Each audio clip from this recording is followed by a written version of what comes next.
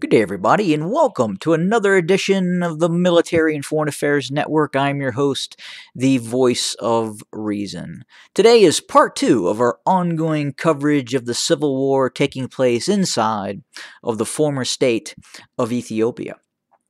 So today there continues to be fighting occurring as we have reported in our earlier videos. Compounding this, before I really kind of get into the meat and potatoes of the latter update, there appears at least to be further economic sanctions and economic penalties by the United States against the Abiy Ahmed regime.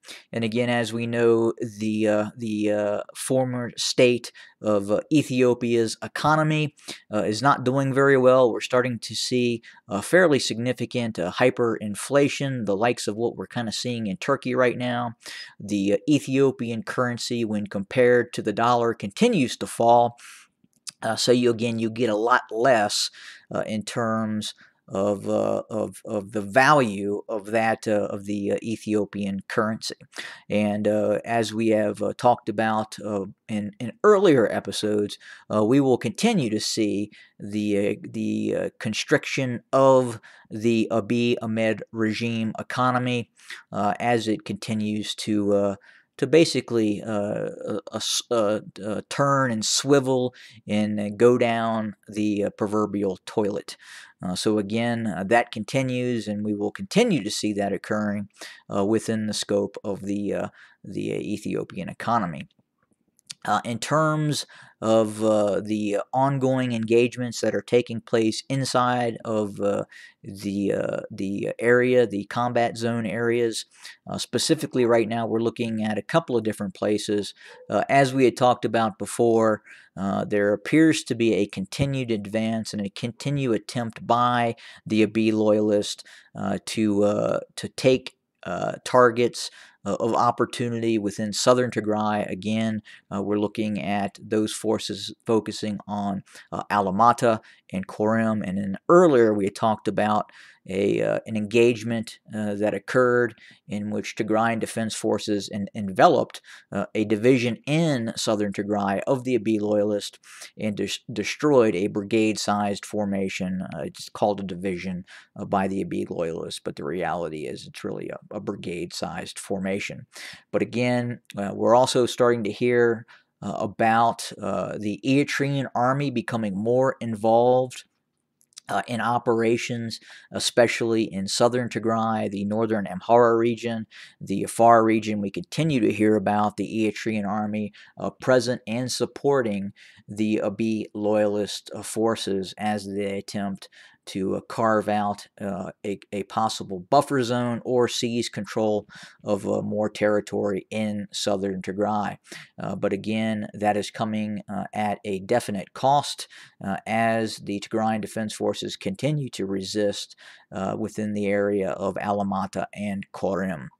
In other areas, we have heard about a possible operation being launched by the Tigrayan Defense Forces in conjunction with certain elements of the Sudanese military in western Tigray. Now, there has been reports of sporadic fighting occurring along the western Tigray border with Sudan in terms of the Eritrean army being deployed in western Tigray.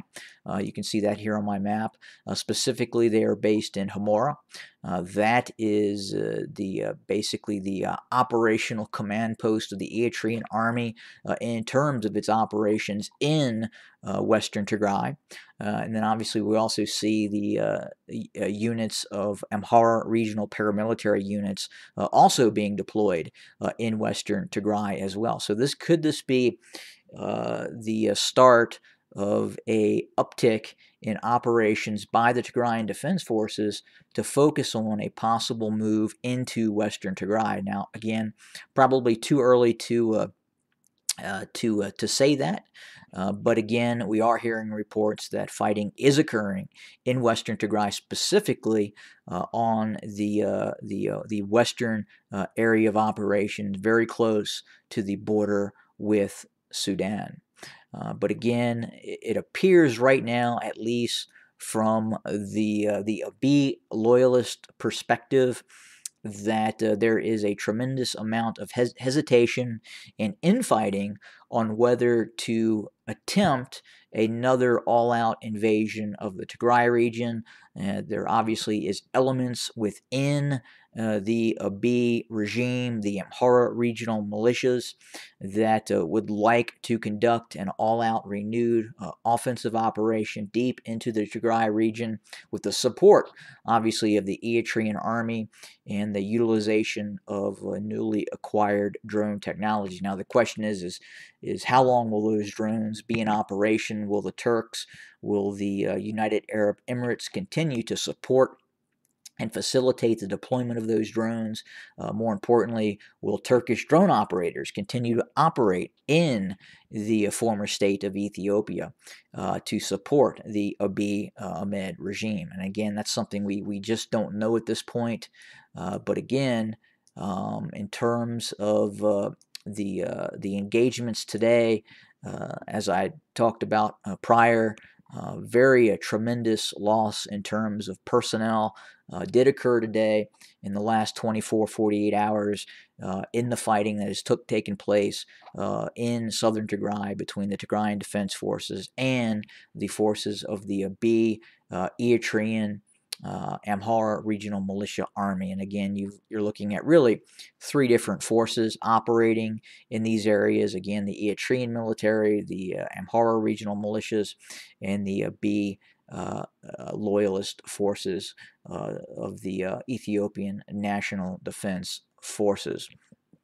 But again, we're going to continue to keep an eye on the situation and report to you, the viewer, news and information on this ongoing conflict, even as other news stories, such as the situation in Ukraine, will probably take the majority of news time on other mainstream media outlets. But again, that's what we have for now. More to come very, very soon.